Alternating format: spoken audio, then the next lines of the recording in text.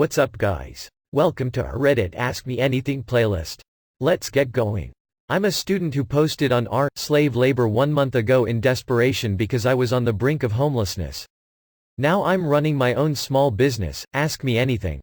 A month ago I posted to slave labor as a Hail Mary act of desperation offering dating advice for $5 an hour because I had lost my job of 4 years with no notice. I was a nanny, the family moved unexpectedly. I was hungry, hadn't eaten in 24 hours, was 48 hours from having my electricity shut off, a week from losing my apartment, and I had 0.33 in my bank account. The post blew up in a way I did not expect and I was able to pay my electric bill and buy food the next day. I reposted a few times asking for more money each time, and the number of customers continued to increase. I started getting reviews posted about my services and I quickly reached a point where scheduling became a nightmare and I was struggling to meet the demand without an organized system in place. I made the leap to buy a domain and build a website 3 days ago, and I raised my prices to $20 an hour. I've been booked solid the past 4 days and I'm equal parts excited and terrified. Ask me anything smiley face. Is there a certain percentage of your clientele that you would say might be using that hour of dating advice as a sort of substitution for an actual date? Have you found yourself employing types of preemptive measures, rules to prevent this kind of thing happening? Any crazy stories thus far in those regards? I definitely have clients who hired me because they wanted to talk to a girl for an hour, but it's actually a pretty low percentage. I've also definitely had a few people who just hit on me incessantly during the session, but I turn it into a learning opportunity by calling them out on their behavior and explaining why it doesn't work. I don't let it make me feel uncomfortable or allow the focus to change from our lesson to his attempt to make it into a date. It's been pretty effective. Humor works pretty well in those situations. When their behavior is less innocent, more vulgar, I establish strict boundaries really quickly and I have ended a call early once before. Crazy stories, lots of prostitution requests, lots of requests for feet stuff. Once a guy offered me $24 to see my left tit, lol, it's such a specific request. Obviously, I didn't comply. I like that you try to turn it into a learning opportunity. Hopefully the humor might let some of those seeds get through the tough soil. I'm not even necessarily what I would call 100% anti-prostitution, but oh my god, I'm cringing so hard at the thought of paying $20 just to ask someone for it. Not to mention the logistical aspect of the whole idea. I almost get the feeling they're using you to build up the courage to ask a real prostitute, and wow, that kind of makes me sad. Pretty big difference from being okay with prostitution, and people assuming a woman they're chatting with for pretty much a completely different service as a prostitute. What's the biggest mistake the guys who hire you make? They take photos that are incredibly unflattering and are completely oblivious to it. But what do I do if I look hideous in all my photos? Then we work with what we've got to show off all of your good qualities. Not everyone is gorgeous, but taking a good photo that shows off your best traits helps. It won't make you look super good looking if you aren't, but if you're going to try to date online, why not do it with a bit of intention? I remember you on slave labor. What a crazy story. Do you find happiness in what you do? Hey, I remember you too. I really love it. I love feeling like I'm helping people. I love the excited messages I get from clients when they start getting matches or have a date lined up. It also lets me work from home, which is awesome, haha. Being able to do homework between sessions and getting to make my own schedule is pretty priceless. You were in the parking lot earlier. Woman-to-woman, do you credit any of your success to being a very attractive female?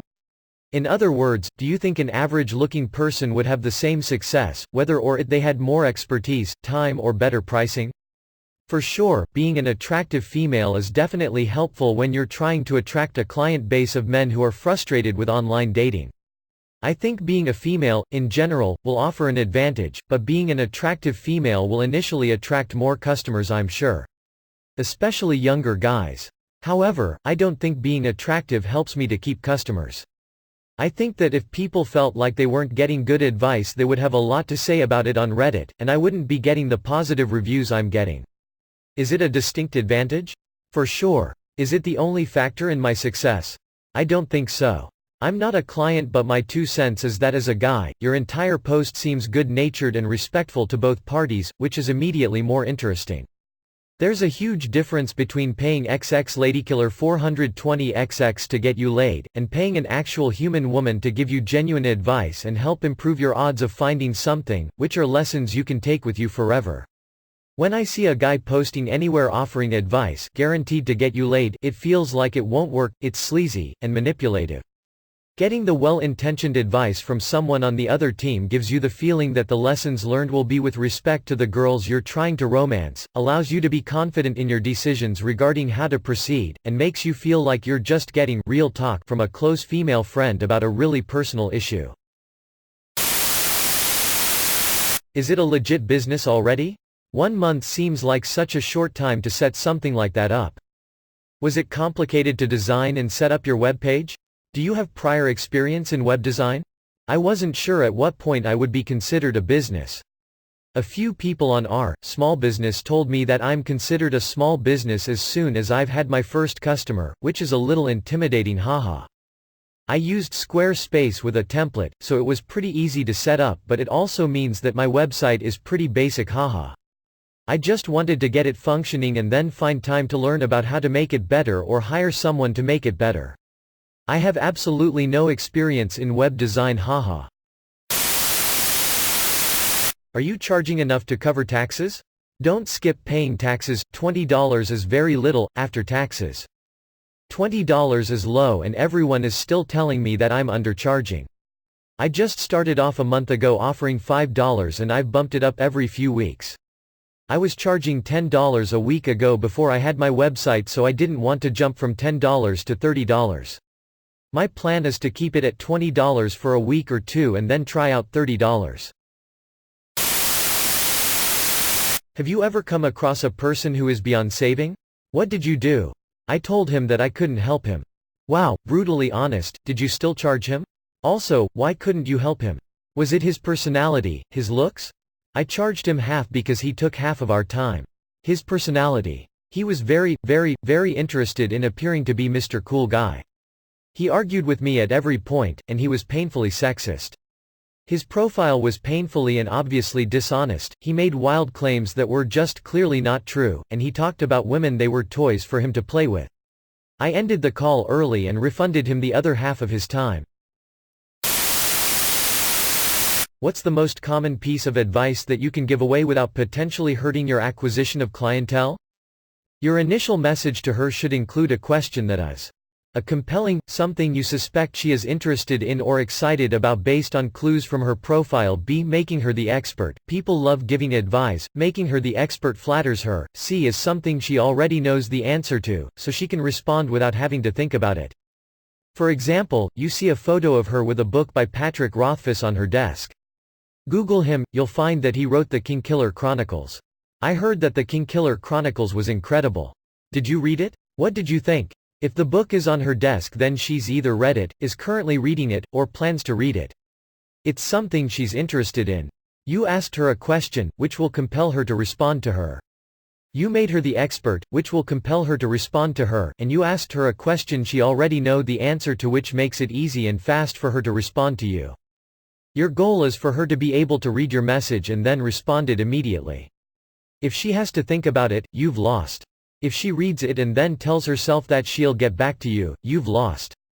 She is swamped in messages. As new ones come in, yours will get buried. Does this seem staged, fake as fuck to anyone else? I mean, it doesn't seem crazy if you look at what it is. It's just a basic Squarespace template and the business is just giving advice. It's definitely for promotion though. Hi Chloe, congratulations on turning your situation around quickly and adapting to the demand. May everything continue to go well in your career and studies. I do have a couple of questions for you. Most memorable D&D moment for you? What do you think of Mercer as a GM? What's a challenge or problem in your business at the moment, and how do you plan to solve it? What thing do you like most about your business? If you were to take a vacation somewhere using what you earned in your business one day, what would your vacation look like?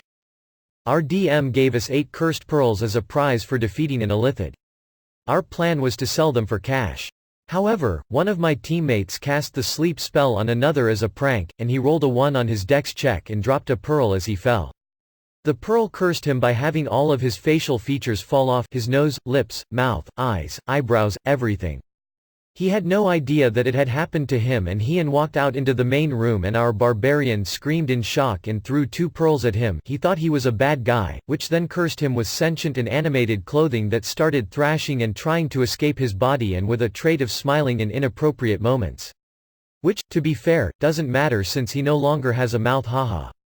That happened at the end of our last session, so I'm very curious to see what happens next. I love Mercer as a GM. That man can weave a story. My biggest problem is learning how to run a business. I've had a website for 3 days, and I have no idea what I'm doing, haha. I'm learning how to advertise, how to make good business decisions, etc. My biggest challenge currently is learning how to take the personality that helped me blow up on slave labor and learn how to make changes to it to appeal to a large audience. I love the excited messages and screenshots I get a few days after a session from guys who are getting matches. I also love the tip that sometimes accompany those excited messages, lol. Dream vacation would be Florence, Italy. Are you paying taxes? I do my taxes every year, but I've only had this business for a month. I'm saving 30% and reading a book about taxes and small businesses. I'm a newbie, smiley face. You say you had less than $1 to your name when you got fired. Why did you not save any money? Where did all your money go? I have answered this before, but I a month's worth of savings which I worked really hard to do. I couldn't find a job and then get a paycheck within a month of losing my job. That is when I ran out of money. I now plan on having 3 months worth of savings in the bank for my own protection. Do you think you'll go back to nannying? Or has this turned into a catalyst for a life, career change? It completely depends on how this goes. If I'm able to pay my bills doing this while I'm in school, then it's definitely something I want to continue. If I'm not able to afford to pay my bills off of this salary, then having another part-time job will become necessary. Have you yet to give bad advice? Is this something you worry about? Yes, I worry that I'm not being helpful enough, or that one of my customers will leave feeling that it wasn't helpful to them. I am very clear with them that not everything works for everyone, and I focus a lot of the psychology of human behavior and why people do what they do. I haven't yet had someone who felt like they didn't get their money's worth, but I know that will eventually happen and it stresses me out, haha. How diverse is your client base at the moment? In terms of ethnicity? Pretty diverse. With age, mostly guys 18 and 26. About a quarter of my customers are in their 30s, and I've had a few older men who are dating again for the first time in ages. Was dating advice something you initially thought you'd be good at, or was it just something and you found out you were good at it by providing the service? I gave dating advice to a lot of my guys' friends. My interests are pretty nerdy and I play a lot of video games, so most of my primary friend group is guys. I was just completely shocked at how bad they were at online dating, haha. Even legit attractive and charming guys have no idea how to advertise themselves to women or take good photos. I knew I was good at helping guys redo their dating profile, I just had no idea how much of a market there was for it until I posted. What is the life lesson you took from your experience, apart from everyone being able to have success through hard work? 1 month of savings is not enough if you lose your job. I had enough in savings to pay my bills for a month and I still almost lost my apartment. My plan is to live as frugally as possible and save up 3 months worth of expenses. Hey, you. OP, subscribe to my channel.